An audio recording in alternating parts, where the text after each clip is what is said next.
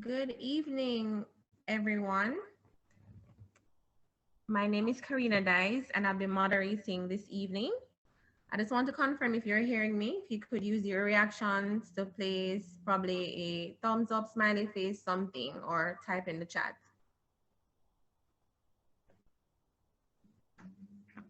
Okay, great. All right, so thank you so much for joining us tonight, or if it's morning where you are, thank you for joining us. Our session tonight is mental health in the workplace with Andrea Gaymes Mohess, and she's joining us all the way from St. Vincent and Grenadines. I just want to thank her so much for taking the time out to be with us tonight, despite everything that is happening. Now, before we get into our webinar, I just want to go over a bit of housekeeping. Just to let you know that it's a voice activated call, so your mics have been muted until the question and answer session when you'll be allowed to speak. Also, our speaker gave us permission to record the session, so you might, in your voice or your video might show up in our recordings, which are archived via our YouTube channel. Now, this webinar promises to be one that is very interesting, shedding light on mental health in the workplace and why your mind matters and why you should, find ways to cope and to protect that mind of yours or that mental space. Now, we're going to get into it. So I'm going to hand over to Andrea for her to just introduce herself and get into the webinar. Thank you. Right, so good evening, everyone. Are you hearing me clearly? Yes. All right, so I am Andrea Gaymes Mohess, as Karina mentioned. I am a counseling psychologist from the island of St. Vincent and the Grenadines. And for those who are following, yes, we are experiencing the aftermath of a volcanic eruption that happened earlier this month on the 9th of April. So I am really happy to be here with you presenting on mental health in the workplace. And I am also attached to a community college where I'm based in St. Vincent and Grenadines, where I provide psychological support to staff and students. And I also support other projects in the region as well. Most of my practice or most of my clinical hours would have been in the country of Trinidad and Tobago before I moved back to St. Vincent and Grenadines in 2019. So thank you so much for having me and for giving me the opportunity to present on mental health in the workplace. Right. So I'm going to just get right into the presentation tonight. I am going to be presenting mental health on two dimensions because as UWI alumni and leaders in your community, sometimes we focus on the employee in terms of their response to mental health or the mental illness that they experience. But I want to also address the leaders in the workplace in terms of how they can also support employees in building mental health from a universal perspective. So not only looking at the individual taking care of themselves in the workspace, but also leaders and employees looking out for each other to make sure that you have a mentally sound, healthy workspace. The climate is changing in terms of how we view work. All of us would have experienced or we're still going through a pandemic at COVID, and the workspace has changed tremendously. So it's really important to think about what does my workspace or my workplace look like now that we've experienced COVID. On the island of St. Vincent and the Grenadines, many persons are displaced because of the volcanic eruption as well. So their idea of safety has been challenged. Some workspaces have changed, especially for persons who are in farming, in agriculture. They can't go outdoors. And their whole concept of how do I exist in this space now has changed. So if you have, just, want you to, if you're in a space where you have paper, pencil, because I like to help us to tap into our playful side as well. I'm going to just go through what we'll explore. So we're going to look at the relationship between mental health and work. We're going to look at the difference between mental health and mental illness, the importance of psychological safety, And it's a term that is commonly used now in when you're thinking about workspaces, or in the business language, you hear about psychological safety, the benefits of creating and sustaining mentally fit workspaces, mental health policies in organizational health and safety plans, people focused leadership, and also tips to creating mentally healthy working spaces. And the tips will also include looking at the individual as well. How do you cope and manage, as Karina said, in the workspace? How do you protect your mind space as well as you go through your working experience? Okay. So I want you to get a sheet Hi, of Andrea. paper. Sorry to break you. Yes. Mm-hmm. We're getting comments in the chat that the sound is a little low. Right. Okay. Mhm. Let me put in my headphones and see if it will make a difference.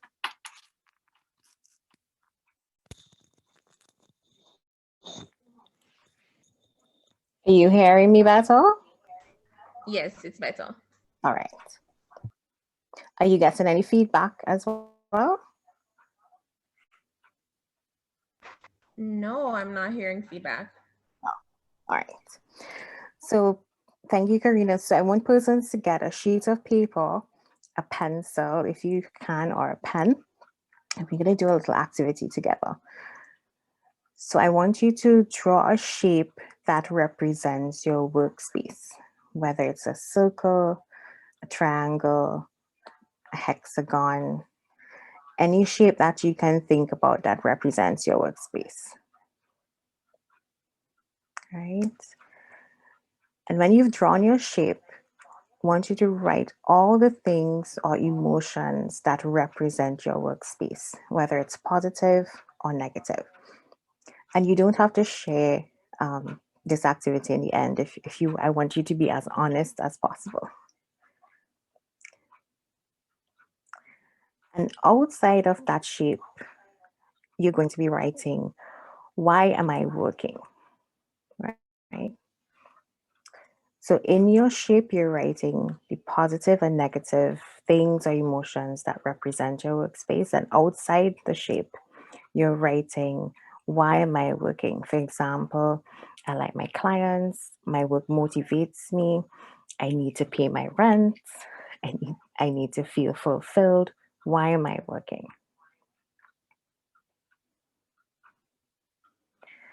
And then you're going to continue and you're going to look at, what would I like to see change? What are some changes I would like to see in my workspace? Right. How could I influence this change? Right.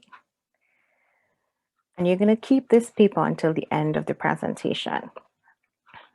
And I want you to evaluate at the end, based on the information that you've collected, would these things change? Right.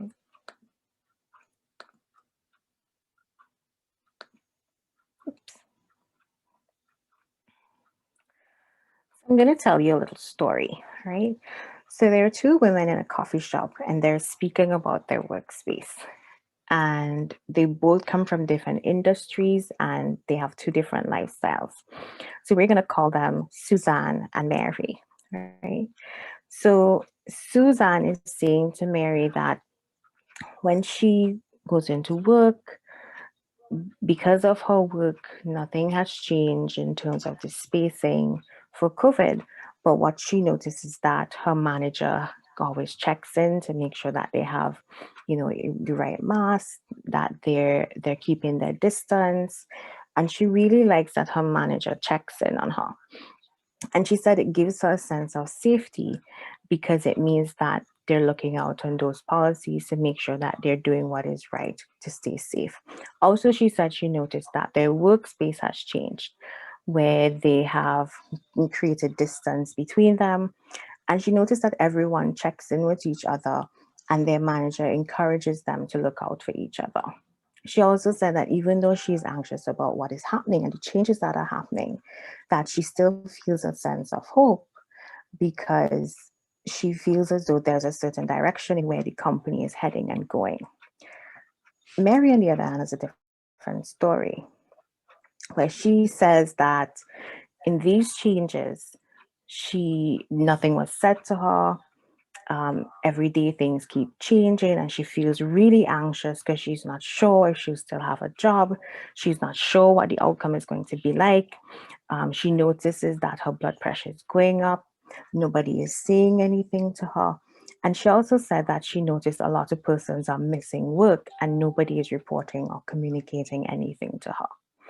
So in this story, we see two different versions of the workspace, of how two persons are coping.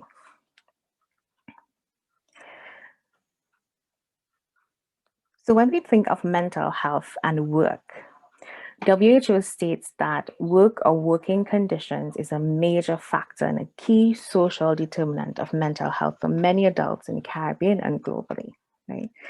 And if we think about where we're at, because many of us are at different ages and different spaces in our lives, we spend most of our time on work.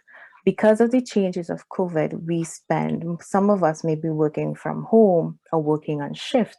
But if you calculate the times in the day that you do work, it is way more than you probably engage with your friends, your family, leisure, or traveling based on what you do. And now that there are certain restrictions, there are certain limitations to social interactions. Also, many working conditions or the occupational layout of a work contributes to mental health and emotional health disorders and poor well-being practices for many adults. So many of us may have challenges sleeping because for some jobs you may have longer hours to get things done. You may have to take work home. And the reality is even though that you're told try not to take work into your home space, now work has come into your workspace. So there's difficulty now navigating that time. And we're seeing poor healthy practices as it relates to healthcare, as it relates to even mental health care, in terms of persons may be picking up unhealthy mechanisms. So more persons are drinking, smoking in order to cope with these conditions. Also, the work dynamic and the environment strongly impacts well-being in a positive or a negative way. So if we go back to our story with Mary and Susan, we heard from one person that everyone is checking in. There seems to be a positive vibe within the organization, even though they have experienced some sort of change.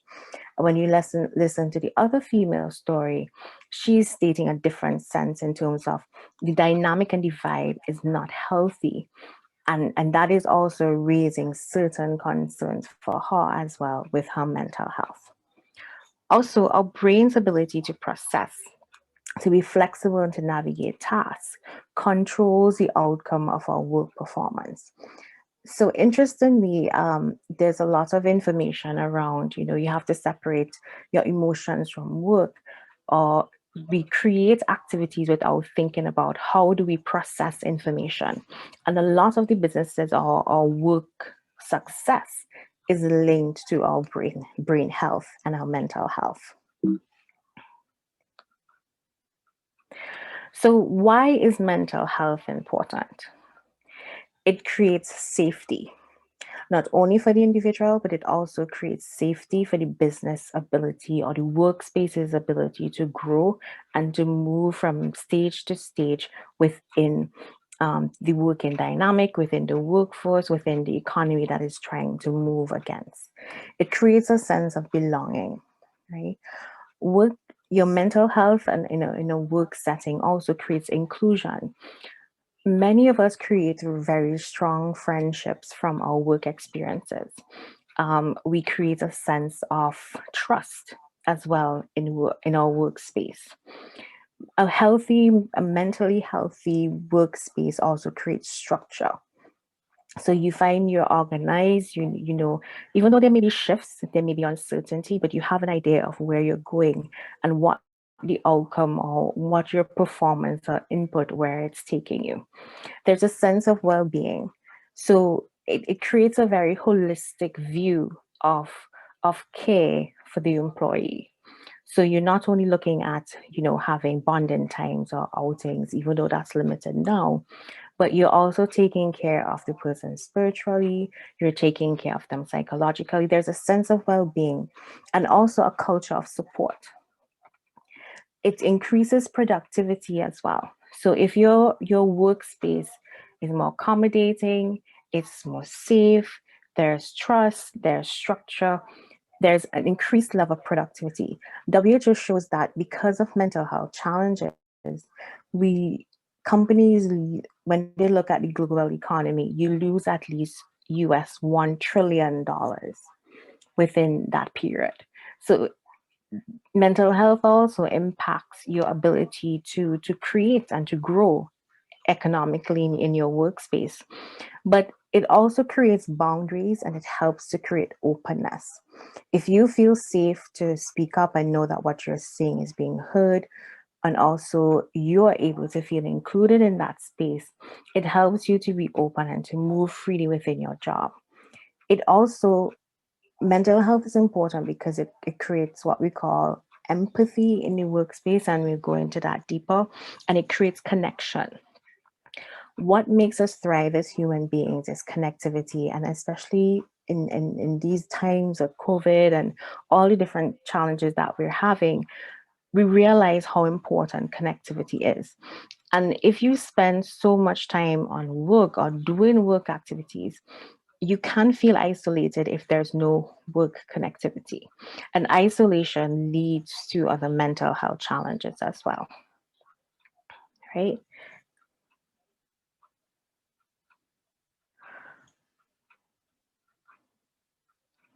So I'm going to give you a view of what a mentally unhealthy workspace looks like, right?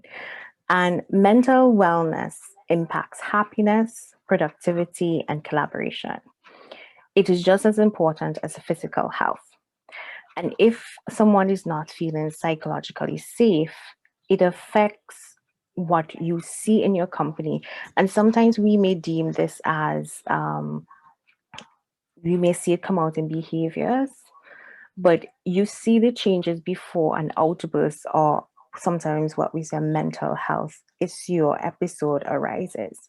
So in the workspace, if you notice, there's a high turnover of employees, there's loss in product profits and productivity, there's a lot of absenteeism, a high level of performance anxiety, poor employee performance or lack of cooperation, even situations of burnout or fatigue or loss of interest, loss of creativity, that is a huge sign that I am not feeling mentally safe in my environment. And if we look at it as a whole, my employees or the persons I'm working with are not feeling mentally safe, or they're not mentally healthy in their workspace. Right. I just want to go back to, right. So I think I just want to break this down a little more before I move forward, where we understand the difference between mental health and mental illness. So mental health looks at the emotional, psychological, social well-being. It affects how we think, feel, and act, right? It helps to determine how we handle stress, how we become resilient in situations of stress, how we relate to others, and how we make choices. Right? Mental illness, on the other hand, is a clinical or diagnosed illness. It's a disorder. So things like clinical depression, bipolar, those are illnesses or disorders that are as a result of poor mental health. Right? But you can also be on a low level of mental health or mental health well-being and not have a clinical or a diagnosed disorder. So it's where the mental illness affects the individual's ability to function fully, and where you need a holistic approach where medication or psychotherapy has to come in to bring you back to that point of balance. Right. So Maya Angelou says, I've learned that people will forget what you said, people will forget what you did, but people will never forget how you made them feel. And during these times of distress that we're experiencing in our, from since 2020 to now 2021, you hear a lot of persons speaking about how they feel. And especially the workspace, sometimes it is overlooked.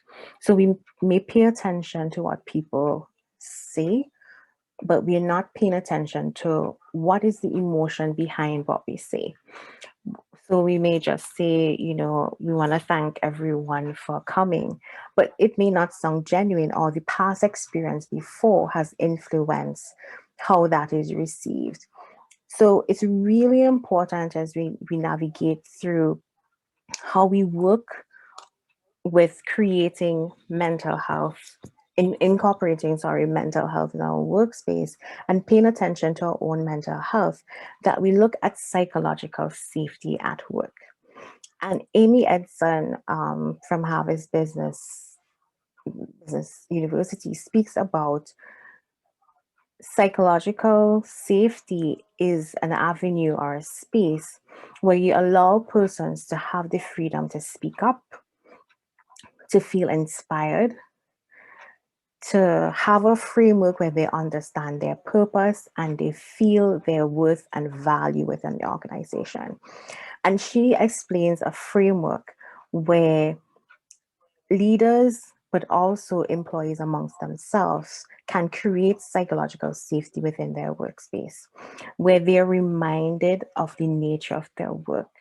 So, in terms of taking it from a leader's perspective, where even though persons are doctors and they're nurses and they're experiencing these different, they took an oath to save someone's life, they need to be reminded of the nature of the job, but also know that we're all in this together.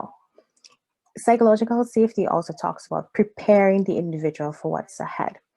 So I noticed in looking around and seeing how workspaces would have responded to COVID, a lot of leaders would have catered on creating training opportunities for staff, not taking it for granted that everybody is technologically savvy, but also helping to explore how we navigate through this time, creating manuals, having constant check-in with employees, but also preparing them for the uncertainty that is to come.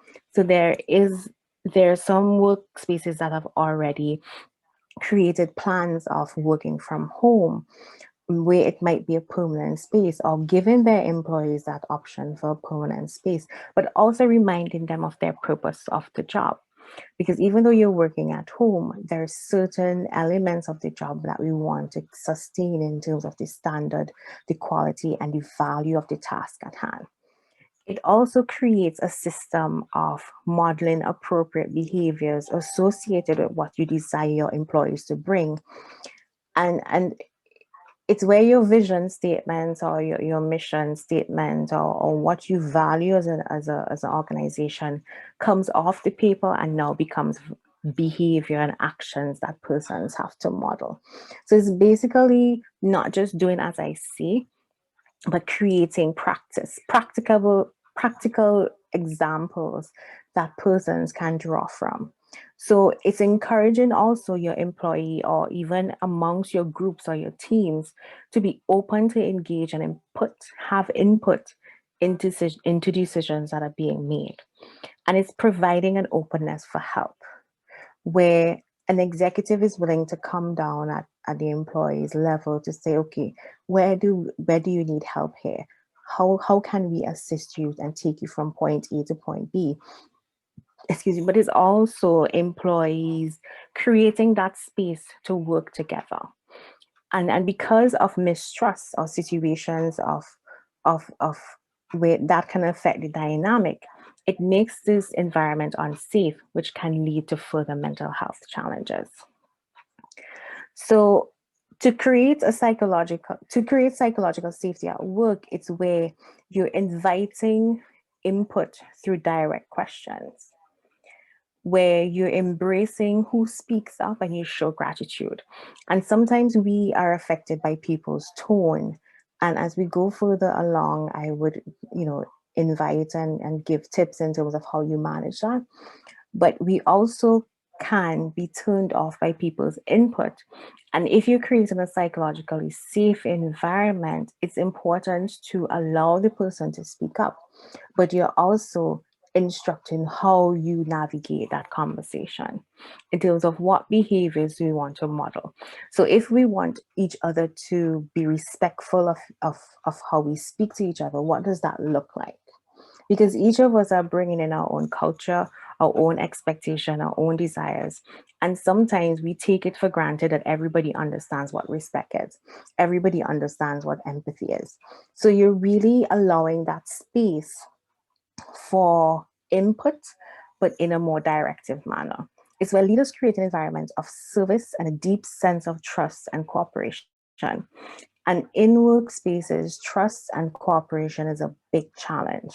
But even employees' ability to trust themselves is also challenged, because if you're not sure what's happening, you can be very confused. And then the information is redirected to you and you're not sure what's happening. So it's minimizing the physical, but also the psychological risk, where you are involved in clarity. Where you incorporate clarity, but you're also allowing that ability for conversation. It's where organizations look at mental health not only from a macro, from a wide perspective, but from a micro perspective. Where are we zoning into things like stereotypes, gender equity, ageism? Do our policies incorporate the human experience? When we make strategic plans, are they taking into account the human ability to execute these plans to reduce stress and to minimize such unhealthy coping mechanisms as well, or the anxiety that comes along with executing tasks? Are we encouraging accountability and responsibility? And are we taking into account human behavior? So when we create these ideas and these plans in our workspaces, are we taking into account that everybody may have a different view? We may not be able to please everyone, but can we take on board information and use that information as a learning tool, or create a learning curve to make our environment safe for everyone, right? So mental health focused workspaces create shared beliefs. They encourage positive feedback and growth. And sometimes you may be wondering, well, this sounds very ideal or idealist, but they're actually models that, if reinforced, they can be implemented in a workspace, but we also have to address culture. Are we able to raise awareness about the importance of building trust? So, as a psychologist, confidentiality and privacy is very important. And sometimes, as leaders, persons share information and we don't ask their permission to share with others, and we just share. So, that can also break trust. So, how can we call out somebody to say, well, are we considering how trust is going to be affected if we do this, right? Can we create an environment for members in the organization to be heard and have progressive discussion, where if somebody is going against the idea, are we open to listen to why is this an opposing view? What is the deeper concern here? Are we encouraging self-care and provide resources for self-care? And especially in organizations where, and when I think about the many different industries in the Caribbean, I, as a psychologist, I'm of the belief that every organization should have an EAP program or have some psychological consultation when it comes to meeting their employees' need, but also promoting self-care. Are we checking if persons are sleeping, if they're eating? I know in places where I used to work, there are staff members who would ask, "Did you eat? I didn't see you eat." So you're encouraging that culture of self-care, where we're not continuing that culture of stress. We're allowing diversity and communication and interaction, where the engagement and the opportunity and listening creates opportunity. And we're also setting boundaries with each other, where we're discouraging unacceptable mental health practices. And if we go back to the definition, where sometimes there are dynamics in the workspace that contributes to that. So very big one is gossip, right? In terms of persons pulling at each other. Sometimes the imposter syndrome, where persons don't feel as though they belong and they're creating conflict. So can we set boundaries to discourage unacceptable behavior and encourage acceptable behavior? And that's where behavior action plan comes in, where we communicate, we outline, and we mirror appropriate behaviors. But also it's important for everyone, from senior administration to employees, all stakeholders, to learn about mental health and mental illness and to be able to incorporate this into your conversations in your workspace. And to have a mental health focused workspace is to pay attention to those microaggressions in the workplace. So things like racism, certain behaviors in terms of those subtle aggressions that you don't see, or certain language that you may not pick up on, where you're able to address these. So if it's reported, we have an avenue in place to really sit and create a workspace built on fairness and psychological safety, right? So I'm going to be looking now at the individual, but also looking at the organization as well, where to build a strong sense of mental health in your workspace is to have a value system, right? And Brene Brown talks about a value is a way of being or believing that we are most important, or that our whole, our being is important. And when we step into a workspace, sometimes we only focus on our work performance. But going back to what Maya Angelou was saying, where it's not what you do, it's not what you say, it's how you make others feel. And that sense of community can only be created through a value system. So to create healthy workspaces or healthier leadership, or even making sure that we're on a healthy path in preserving our well-being, is what value system or what are we practicing in our organization, whether we are working in a physical space, whether we're working from home, whether we're working virtually. What value system are we practicing to create a healthy, a mentally healthy working organization? So it's to reduce the talk about values. So again, as I said, take that vision and that mission and all those ethics off of the paper and to put them into behavior and practice. Is where you show up and put out to create a culture where you hold each other accountable for their behavior. So just like how the individual is accountable for their own mental health, the organization or the whole is also accountable for each other's mental health and their behaviors that contribute to the mental health of each other. And two key value systems in really preserving your mental health is empathy and compassion, self-compassion. Sometimes the organization may not be pushing you or may not be contributing to your own anxieties in your workspace, but the words that you tell yourself or how you treat yourself can contribute to that. So the question is, am I willing to listen and be uncomfortable? Am I willing to challenge the system, but also challenge myself? Am I willing to remind myself that we're all learning together? So in mental health, it's about balance. And as I tell a lot of persons that I interact with, you have to own what you're feeling, own those thoughts, and then ask yourself, what are you going to do about it? So I've created a list of values to create a mentally fit workspaces for organizations, but also for an individual. And I'm not going to go through all, but you can look at the list and even do your own research in terms of what are some values I want to incorporate in my self-practice in my workspace, but also as an organization to build a mentally fit workspace. So do we want accountability? where we're holding each other accountable for executing not only the job, but making each other comfortable, making sure that our environment is safe. Just like how we would check a doorknob to make sure that it's working, or make sure there's nothing to make someone trip. Are we also holding ourselves accountable to make sure that we are creating a space where people can thrive and grow rather than be stressed out? Are we creating a sense of belonging in our value system? Do each of our employees feel valued?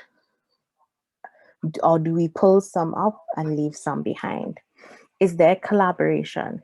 And I think accountability and collaboration also work hand in hand, because each person is pulling their weight in the collaborative effort. Are we also paying attention to compassion? Are we patient with each other? So these are some values that I want you to think about as we go through this presentation. So there are some do's and don'ts as it relates to mental health in the workspace. And this topic is a very wide topic as well, and to cover a lot of it. But I want you to also do your own research in terms of some do's. Understand mental health and mental illness and differentiate the two. So mental illness is as a result of poor mental health, but they both stand side by side, and it's really important not to mix the two up. Do we show gratitude to all parties in our words and our deeds? And that is really important in creating a mentally safe workspace, but also for yourself. Do I show gratitude for my own efforts? Right? Am I thankful? Am I grateful for what's happening around me? Am I able to learn about emotional intelligence and pay attention to language and understanding in my workspace? Am I careful? Am I interested in how I speak to people? Can I read a room and can I sense what's happening? Do I reduce reactivity and promote proactivity in responding? So where you're more forward thinking until somebody comes into your space and their tone is upsetting, but am I going to react to that to create more conflict, or am I going to listen and firmly state my boundaries, but also be respectful to the person that is in front of me? Can I develop a mental health and well-being policy in my organization? But also as an individual, can I create a self-care and a mental health policy for myself where I pace myself, where I'm able to understand that, okay, if I keep putting these things in my lunch or when I don't eat, I'm also contributing to bad healthy eating habits. I'm also contributing to further illnesses for my physical self, because if my brain and my physical being isn't healthy, then I cannot produce as I want to, and then that creates further challenges for me. Also, as a company, are we making our employees aware that their mental health and self-care is important in their workspace? Are we avoiding demoralizing and segregated behaviors, right? Another do is providing a multi-layered resources to address all levels of well-being. So when you look at your list, and sometimes in terms of organizations, when they think about well-being, they look at the cost of it. But if we're losing so much money a year for mental health and well-being issues, then what if we invest that into ourselves, into our employees, and look at the long-term effect? Can we produce a staff that looks at all layers and provide that support for each other? So having a mental health day or mental health leave, selecting teams to work together that fit, creating consistent bondings is not just the one-off staff event. We're actually incorporating it into our policy. Having periodic connectivity where we're not just having a staff meeting for a staff meeting's sake, we're using a human touch and connecting with each other. Do we have counselors on staff, or do we have consultancy with mental health agencies that our employees and that we as an individual could have that support? Is there honesty and clarity in communication, where we build trust, we encourage empathy, I use Brene Brown's statement where clarity is kindness. If there's no structure and persons are not sure where they're going, it makes you confused and it increases anxiety. So if we can have honest and clear communication where our employees are, or even, each other, we can trust where we're going, then that also helps to reduce the amount of challenges in your workspace, where we actively listen to the verbal and the non-verbal. So you may have some persons in your workspace, or even an individual yourself, you may not want to speak up and tell persons your challenges. But can we pay attention to this in terms of the person's nonverbal, where we recognize, okay, this person looks like they're not sleeping, they're not grooming themselves as they used to. Can we check in, right? And it's also showing up and checking in with a human touch. So we live in a very electronic, email and space, but in a situation of crisis and even in a pandemic that we're living in, can we call or have a face-to-face contact with, taking in mind COVID protocols, but it adds that human touch than a form or a questionnaire, where we could even send out a voice note instead of a text, so the person feels valued in that space. Also, are we aware of what mental and emotional health being really means as we go through our staff list? So you may have persons who are going through different health challenges. You may have persons who are going through menopause. You may have older staff members.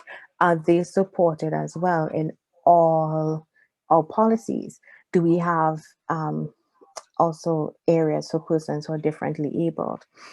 Also, it's where you're not viewing mental health as a side note. And this is something that in my working experience, you would hear a person say, oh, and we have to incorporate mental health.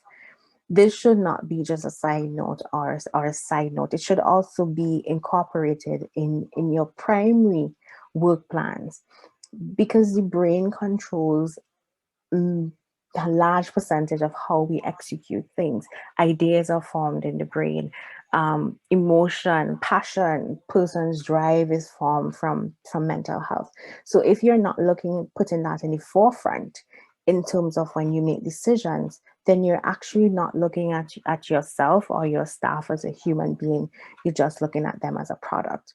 So we want to be able to put mental health side by side with physical health, or even in your policies, your health policies, where we limit putting a profit before an individual, and sometimes creating that balance between customer and staff care. So you're really looking at the whole. I want persons to be satisfied, but then if we have make this decision, is that going to incorporate burnout? Is that going to cause people to be more anxious? Is that going to really create balance in my organization?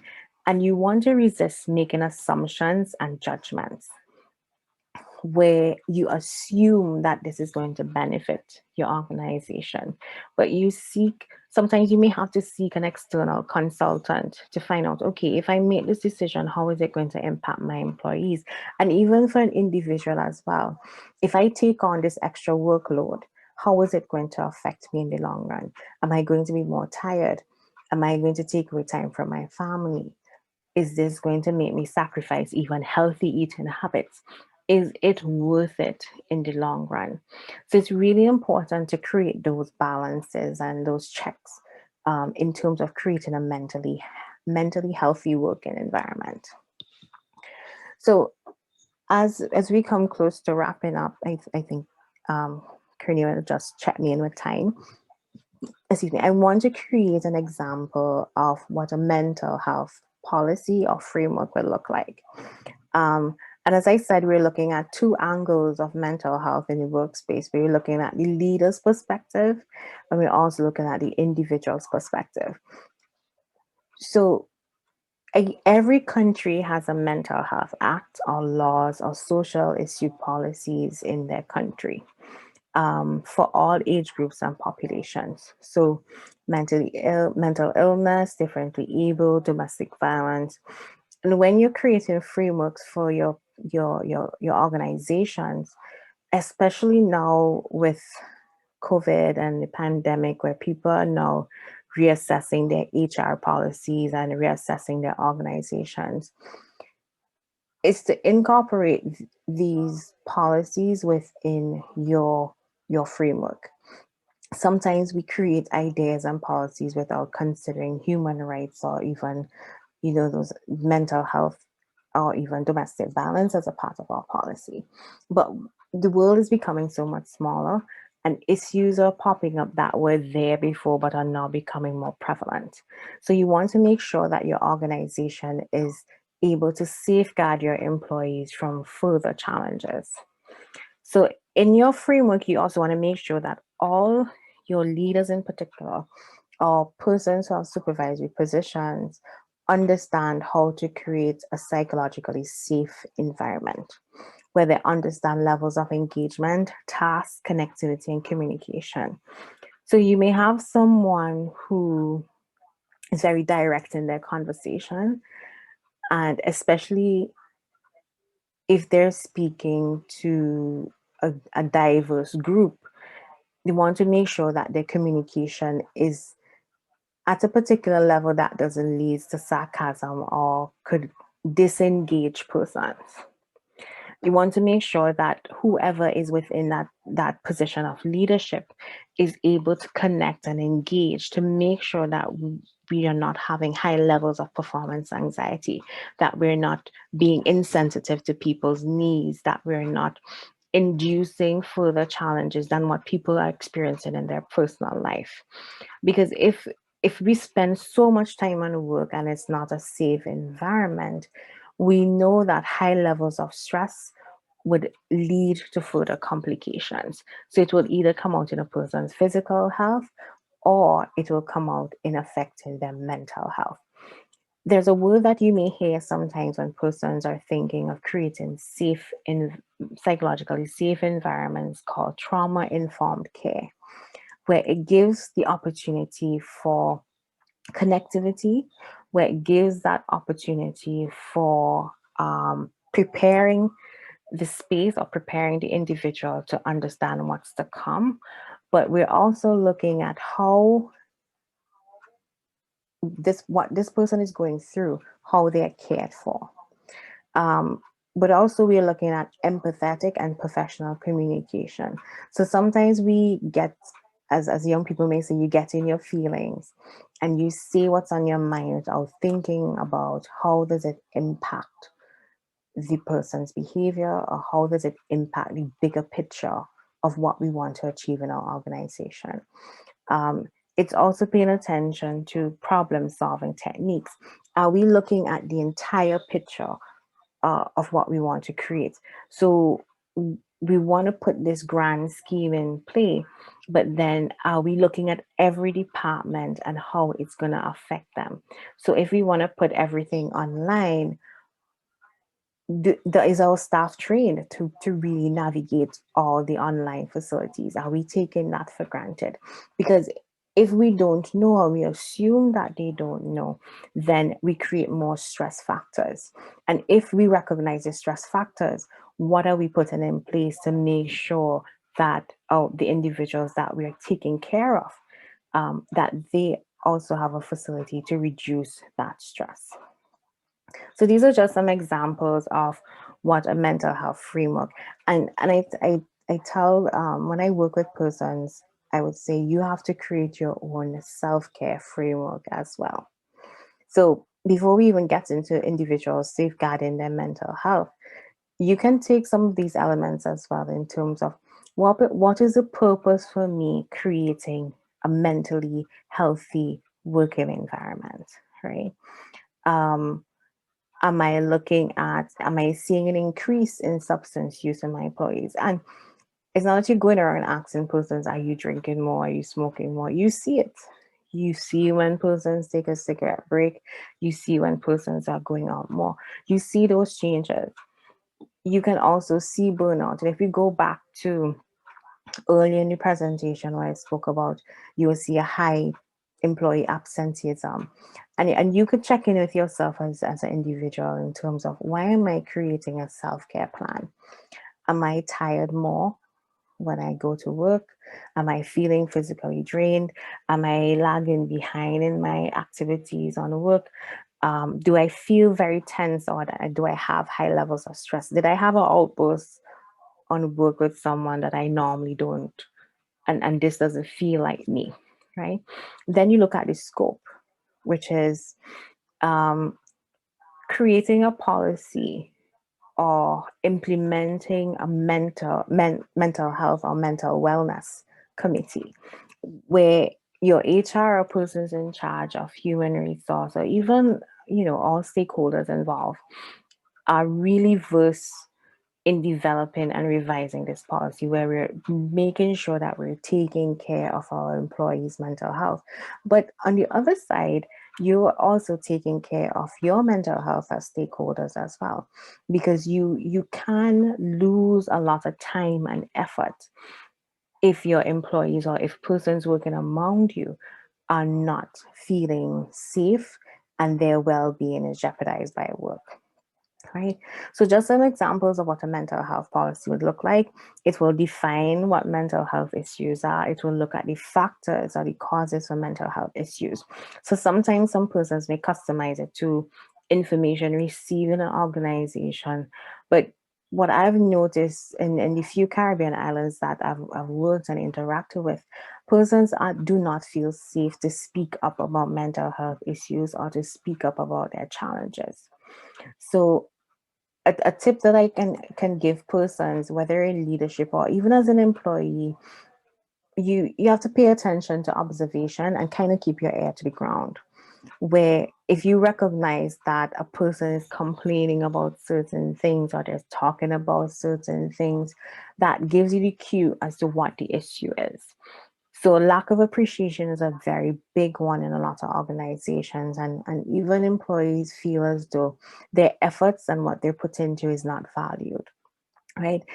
There's also the difficulty in terms of, I don't feel challenged enough in my work. I feel like I'm doing the same thing over and over again. And that can also contribute to mental health, not in the sense of maybe carrying you to that extreme in terms of mental illness, but you don't feel motivated to participate. And then that can also feel as though, why am I doing this? What is the purpose of this if I'm not growing? And sometimes you cannot grow a space. It's also looking at the company's action to treat mental health. So in your policy, you're looking at, if somebody is suffering from a mental health illness and they have disclosed that, am I willing to create concessions for them? Am I willing to create accommodations for the individuals in my company or in my organizations who have been brave enough to come and say, okay, I've been diagnosed with such and such? Or am I going to just sweep that under the rug?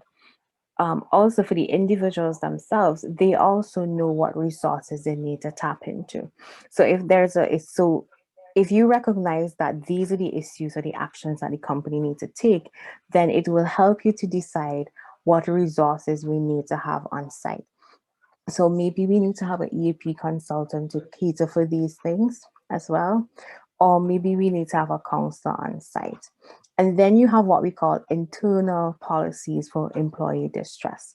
So things like sexual harassment, communication. Now with COVID, persons are considering working from home, flexible hours, parental leave, if you have families or persons working there. If there's a disability, how do we work this in as well with mental health? Because if persons are incapable of working, then they're going to wonder about, what is the next step for me? Am I going to get the support and the care that I need? So now I'm going to look at the individual in terms of mental health in the workplace. And I would have spoken briefly on it, but I also think that it's fair to look at it from two dimensions in terms of creating realistic self-care.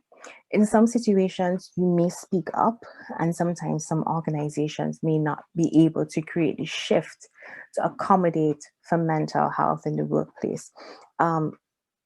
although this is not a very new topic, we are now seeing significant shifts in the last 10, 20 years in terms of organizations really creating mental health policies. And some are still catching up to really incorporating mental health into their organization. So as an individual working, is to think about realistic self-care. Self-care is not just about going to the spa or going to a hairdresser. It's really thinking about, can I sit with these thoughts and these levels of distress that I'm having? So I have an employee that really rubs me the wrong way, but I may not feel safe, or I don't trust my supervisor to do anything about it. So what can I do about it? So maybe you need to vent and find somebody that you can speak up to. They may not be able to give you a solution right away, but they may be able to give you you get that space to breathe and to express yourself. Again, seeking help. And help comes in many different forms. As I tell persons, support is all around you.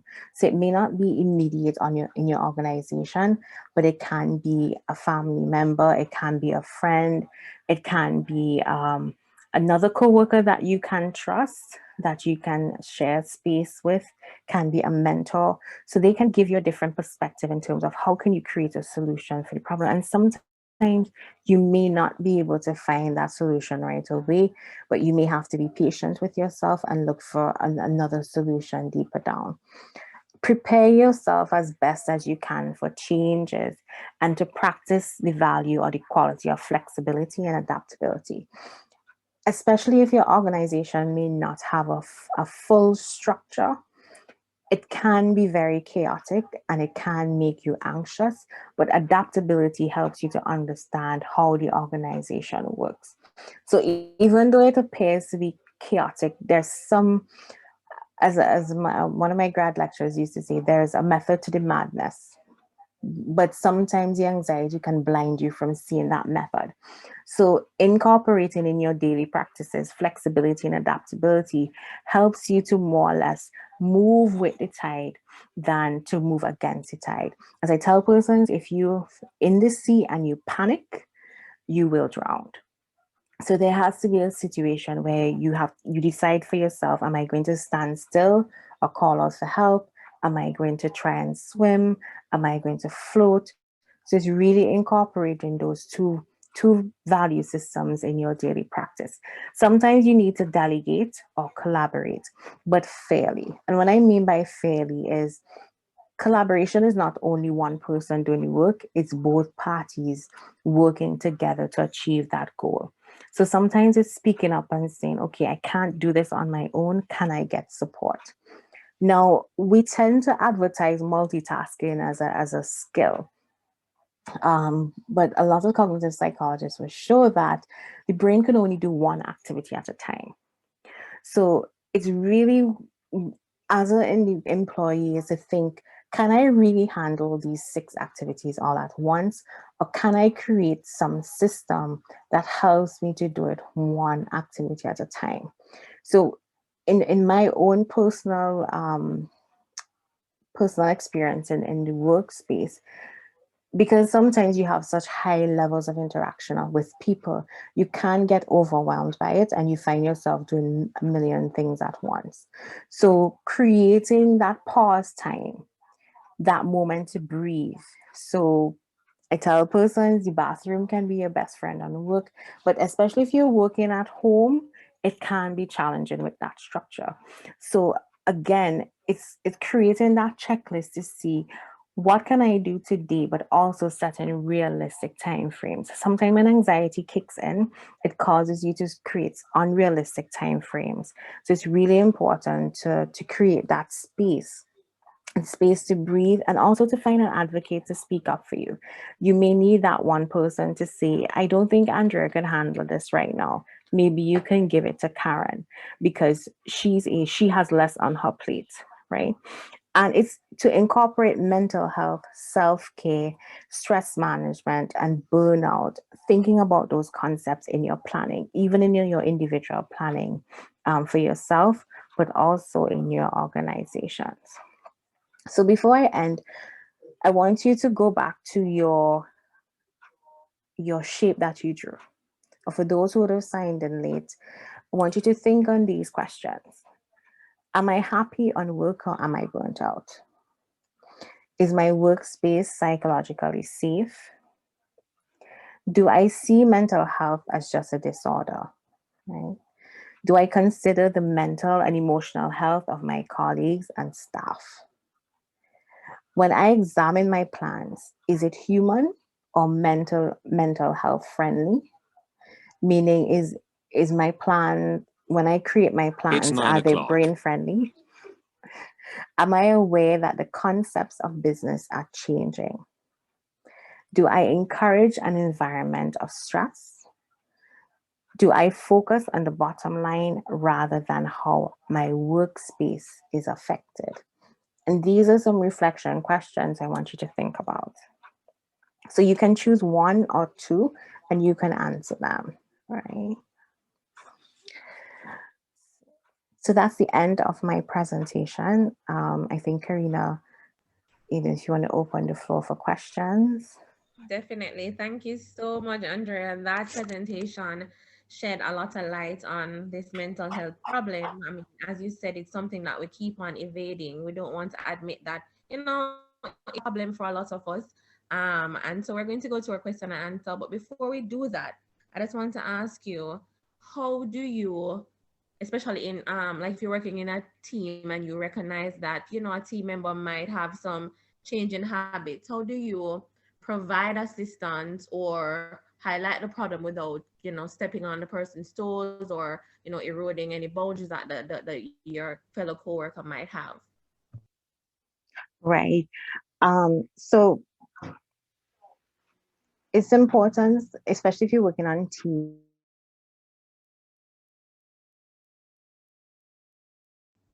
Sorry, Andrea, we're not hearing. Can you just go again?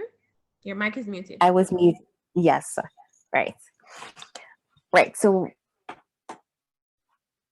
if you're working in a team with persons that you're probably not close to, and you're recognizing changes in persons, what you can look for is creating subtle check-ins or connectivity. So in a group space, you can say, how is everyone coping? We have a deadline to meet. Is everyone okay? And you might find someone may not speak up, but their gaze might avert because you're noticing certain things maybe a week or 2 weeks before. So if you are the team lead or the group leader, in a sense, you can ask the person, I noticed that you're struggling with these activities. Do you need help?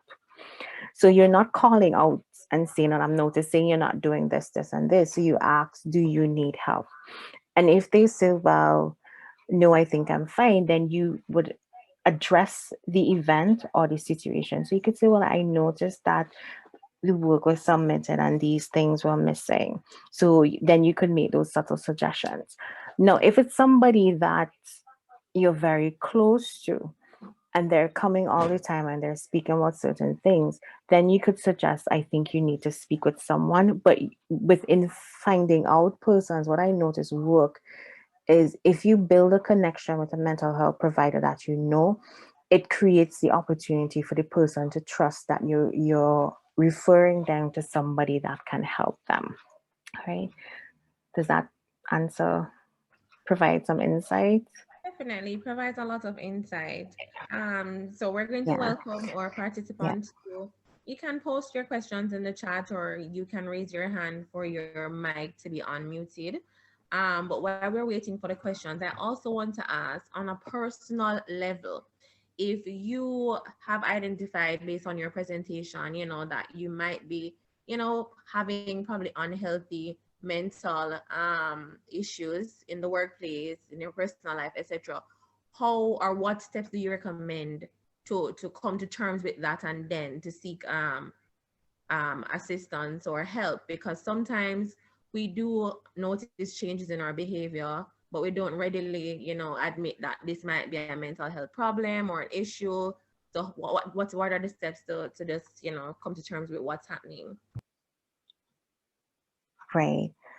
So the first step is to look at what is it affecting. right? So if you realize that you're not getting enough sleep, you're not eating well, you're behind, you then have to step into what do I value?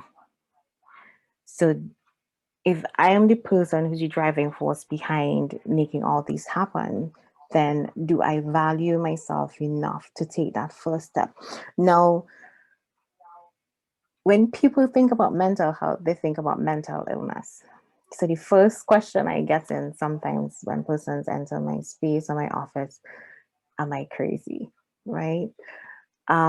We want to remove that word or that stigma in saying to yourself, this is a part of my self-care. So the same investment you make into going to get a glass of wine after work, or going to the spa, going to do your nails, you want that same investment in your mental health, because your brain is what's going to help you make bigger things happen for yourself. Now, when you're ready to step into that space, is where you have to ask yourself, am I comfortable with someone telling me or directing me or guiding me into how to get to that space? And that's sometimes the first question I ask people. Nobody likes anybody telling them what to do. So then you have to ask yourself, am I willing to collaborate? Right? Because the term isolation likes misery, or sometimes I think there's a proverb that says misery likes company, right? So if I keep going in this cycle, then I am going to to not destroy, but also create opportunities that are not going to be helpful for me. So if I'm destroying my mental health, then the opportunity that I want to see my career take on a different light or take on a different span will be jeopardized. So persons, if you don't think you need to see a therapist, you might have a religious leader that you're close to that can give you that insight. But I tell persons, everybody kind of need a little therapy sometimes, because you need to pull some of those things out in order to really create that stability and really get to that place of fulfillment. Too, that you can learn. What are some things I can learn?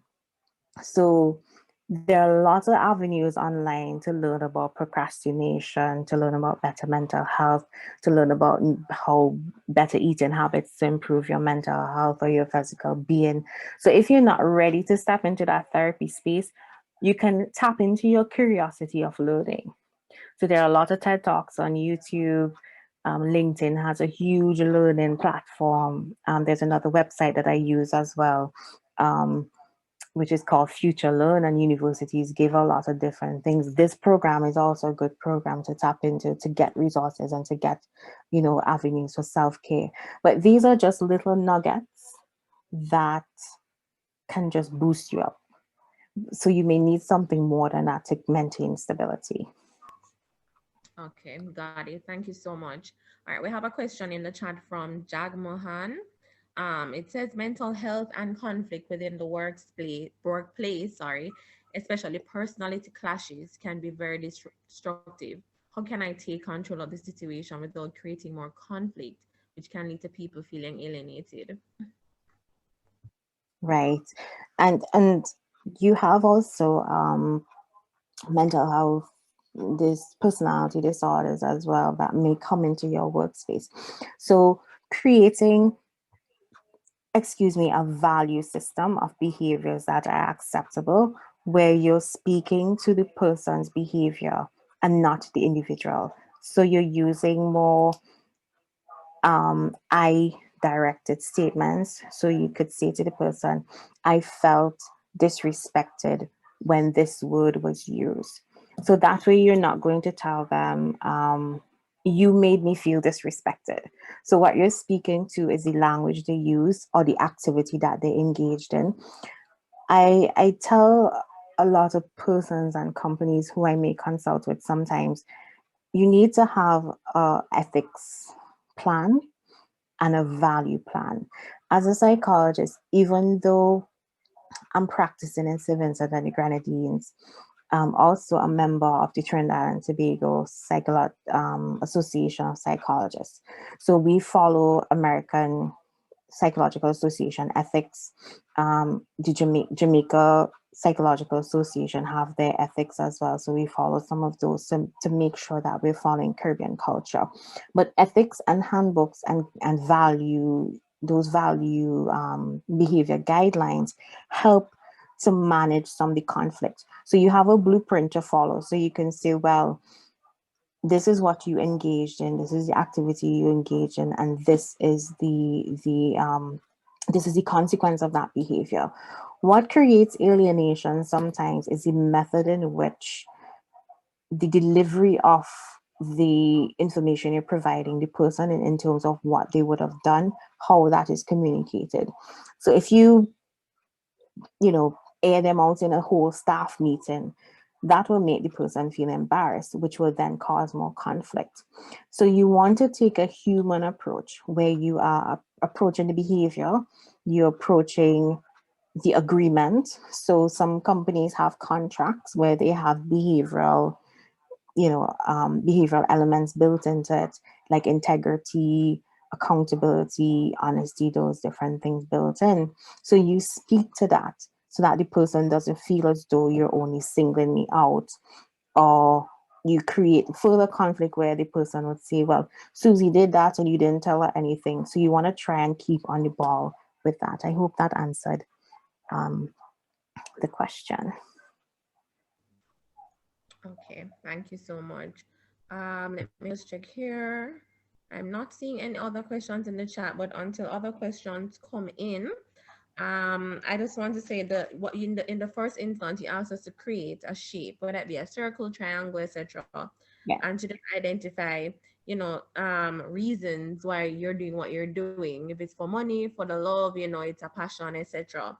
Um, if Right. it is that you identify that you're doing what you do, the job, and it's for probably just to make money and not because you have a passion or love or a desire Right. to help people or something like that, how is it that you I guess feel as if you can have I guess you can grow in the organization and have opportunities and your mental health is in check if it is that you don't feel like you're doing something out of love or some desire to grow or to get new opportunities, but just to get money is a means to an end, and that's the kind of thing that you're focused on, Right. really. Right.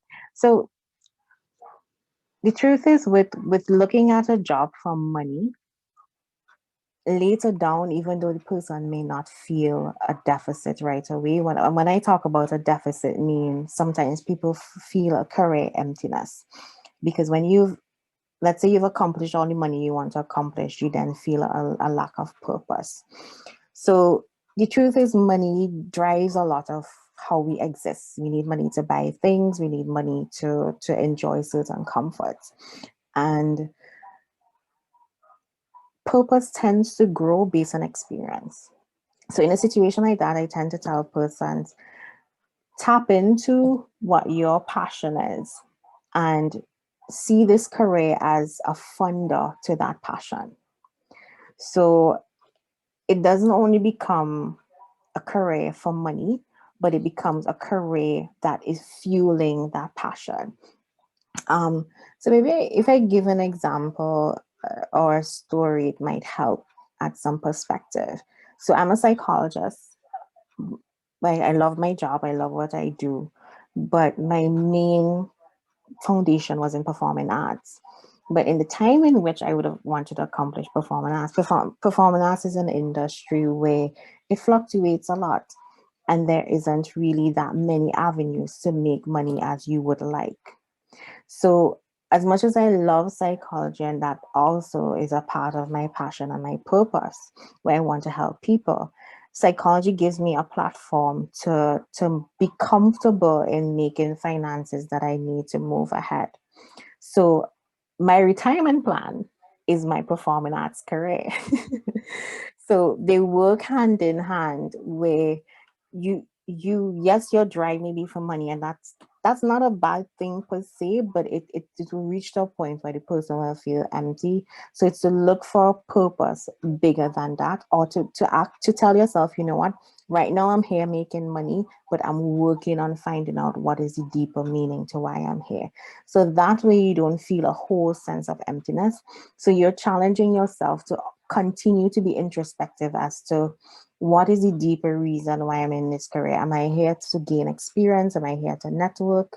Am I here to fulfill 5 years of what I want to do and then move into a different career? So that can give you a sense of purpose. So it creates that balance, because you don't want money to seem as though it's something bad.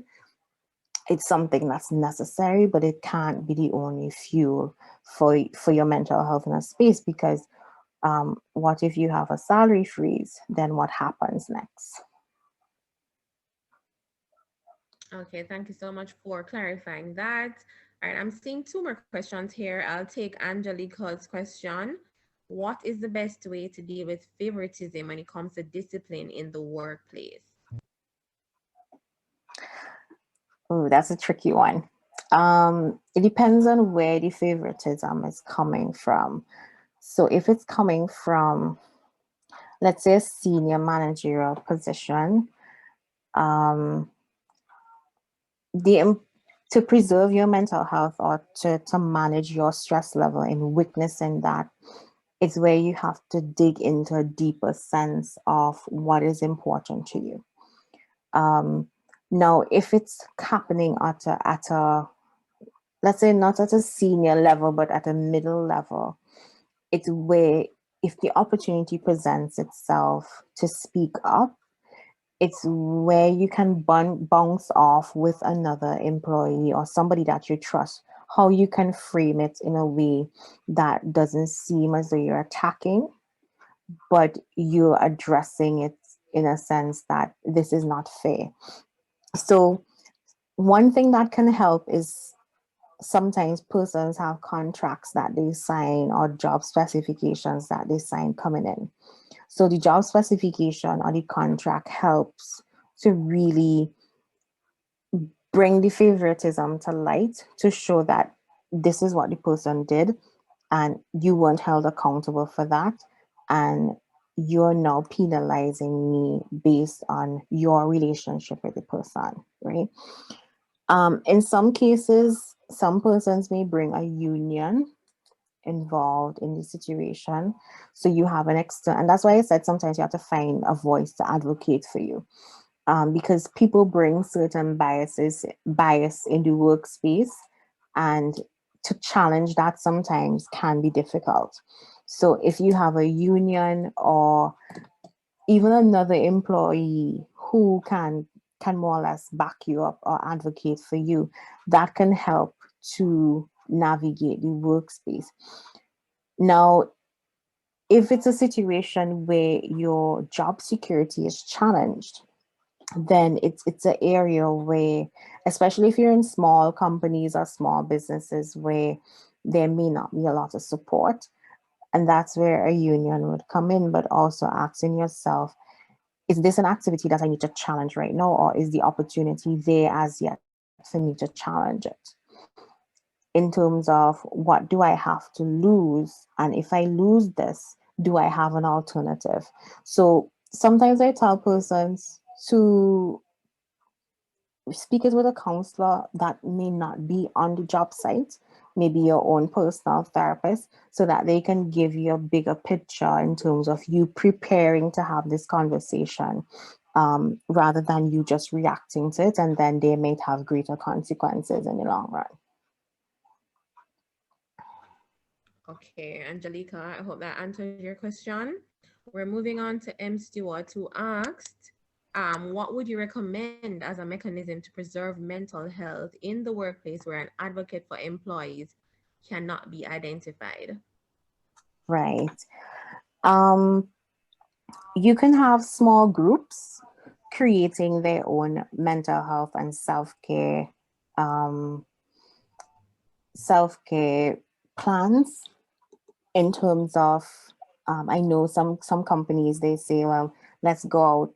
I mean, the example of going out right now, especially with COVID and based on different countries, um, policies may be difficult, but even having a group check-in. So I have a few colleagues of mine, one is in Canada, one is in Trinidad, and we had like a virtual girls' night, right? So even in your workspace, you can create awareness of mental health with each other, but you may not have that person to push it forward. So in staff meetings, you can bring up things like, if we make this decision, are we thinking about this person's stress level? So you may raise it with a supervisor who may not be an identified advocate, or you might not have a counselor or psychologist on site.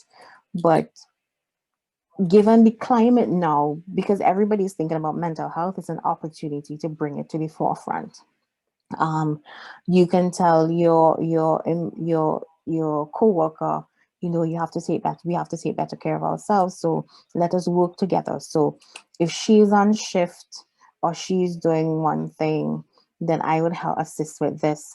I know, like, where I used to work, sometimes I had a colleague where she had children, and sometimes she may come on late, so we used to say, well, I would go ahead and start and do the intake, and when you come in, we will give you that space. So you create like a buddy system or a peer support system that starts the conversation with mental health.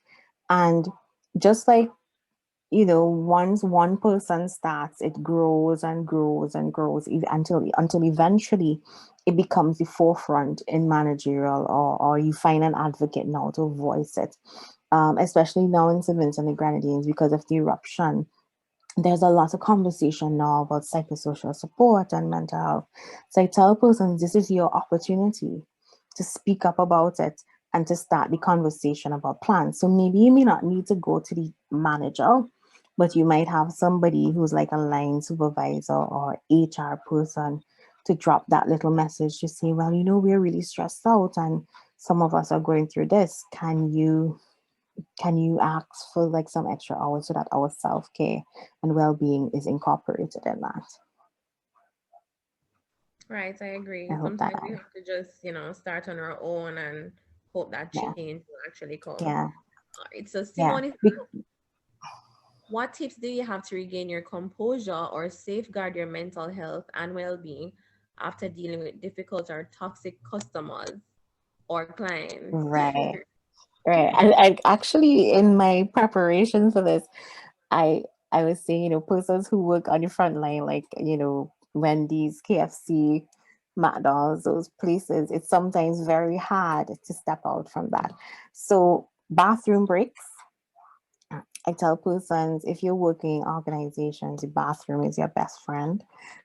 Maybe giving this tip on a public forum is not the best because managers might figure it out. Breathing. Um, Especially, let's say it's end of month and there are those crunch periods where you have a lot of persons coming in. When you take a deep breath in and you breathe out, it tells you, it helps to send the signal to your brain that I'm okay. I'm not in a seat, I'm not in a threatening space. So even though you might have a difficult person who's talking with their tone and they're shouting, there's a way for you to stay grounded and focused. Now, if the person is trying to attack you physically, no, I would not recommend you're standing up there grounded and focused because you need to protect yourself from any imminent danger. But you can breathe and ask yourself, what is causing this person to be aggressive with me? Is it that the place is hot? Is it that they're having a bad day? Did I do something wrong in their order? Okay, if I did something wrong in their order, I would apologize and say I'm sorry. If I didn't do anything wrong, then I can stand in my truth and just listen to them. But also, when you finish with that situation, you remove yourself because it will take something from you, because all that deep breathing and being grounded, you're going to be feeling tired. So you could ask for a bathroom break. If you have, I don't recommend persons venting in front of customers, but if you have, excuse me, somebody that you trust, whether it be a manager or a supervisor, another coworker in the back, Or sometimes if you're allowed to have your cell phone on work, you can take out your cell phone and call someone. Um, I've had situations where clients will text me and be like, this has been a rough day. But you can also take a walk if you can. But because we're in a COVID space and if you're working a night shift, a walk may not be possible outside. So you can take a walk to the bathroom, then from the bathroom you could go upstairs, because you're giving yourself now time to release that stress. You can do stretches. um, so sometimes you can, you could stretch your hands. There are pressure points in your hands and in your body, so you can massage your shoulder, because you need to release that tension, because you're gonna take it out on someone or something at some point. So you might either take it out on yourself, you might take it out on your family, and it's not fair to persons around you to be processing that stress. So those are some helpful things that are practical as well. Um, Sometimes having a good cry, if you can, is a good way of releasing that stress as well. Thank you, Andrea. That's really helpful advice, because these scenarios are definitely difficult to handle, and sometimes you just, completely lost as to what do you do after, having an encounter like that. Now, The Candice, other thing I want to add though, just for the person with the front line before we move on, is sometimes you have to be firm with your boundaries, right? So like if you have a customer who may be difficult or irate, you can just say, so I want to hear what you have to say, but I really don't want you to raise your voice, right? Can we listen to each other? So that's where you're telling the person, this is my boundary. This is what I'm not going to tolerate at this moment. But you want to keep your voice low and calm and firm as possible. right, agreed. So we're seeing one last question here, and it's from Candice. She's saying, what if the work environment is toxicity is considered acceptable? Like it's normal to embrace subordinates or a badge of honor to never take a break. So it's just Yeah, constantly, toxic. There's just nobody that's right, holding anybody accountable. What do you do in a situation like that where the work environment is just not conducive to anything right, healthy? right. There comes a point where you have to ask yourself, is this worth it? Right? Because if you're taking in so much toxic energy, eventually you become a part of that toxicity in the room. And it affects your health, it affects the way you think. Sometimes you find yourself just as negative as the other person. And when you become in that space of consciousness, it means that you've probably outgrown this space. So if this is a space that is not going to contribute to you thriving, then it means that I may not be able to leave this space now because I'm really reliant on this job, maybe to finish pay my mortgage or maybe to pay a bill or to get through. But it's in your purpose or your plan. You have to sit down with yourself and say, now, am I ready to leave this organization? Because no matter how much we drum in the coping skills, if the toxic level is too much, that even intervention cannot penetrate or cannot help, then it's time to leave, right? So, but just like any other thing, I can say leave, but you also have to know what is acceptable for you. So it's where you decide, okay, can I maybe find a part-time job if I can, that balances me out, right? That helps me to get a safe space, a place that I can grow, that I can feel happy, that I can learn, so that I can actually detox myself, right? The other thing is that you may need to have a person in that organization to rally you and to detox with. So one thing I think people don't realize, a therapist needs a therapist. So I have a clinical supervisor that I usually would relate to, because we also have lives. So sometimes there may be a space, so a session is coming into my space that's triggering something for me, and I have to check in with myself. I have to meet with my supervisor, but I also have another therapist who's my mentor, who I can vent with. who would, what I would say, he would keep it real. So he would say, Andrea, you're doing this. No, you're not doing that. And so you get an avenue to really detox yourself. But in a situation of toxicity, you need what we call not only boundaries, but barriers, right? Like an antibiotic coating on yourself to really protect yourself from toxicity. So sometimes you just have to leave work early, or as soon as you finish your shift, you leave, because no amount of talking or discussion is going to change anything. So I need to find a new environment, right? Or maybe I need to also not go to all these social gatherings because I can't deal with all that space. So you create alternatives, but I would say, is it Candace? I would say evaluate and see if maybe I need to look for a new environment to thriving.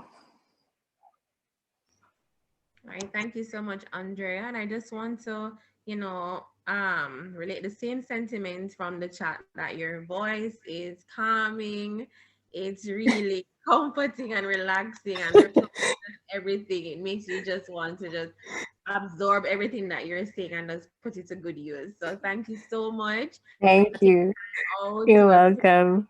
everyone in St. Vincent and the Grenadines to get through this super massive, unfortunate disaster. And thank you to all our Thank participants you. for joining. And we will come to you Yes. with more webinars just like this. Thank you so much, everyone, Thank and have you. a good And night. thank you for the opportunity. You're You so too. welcome. We'll see you on the Bye. next one. All right. Bye, everyone.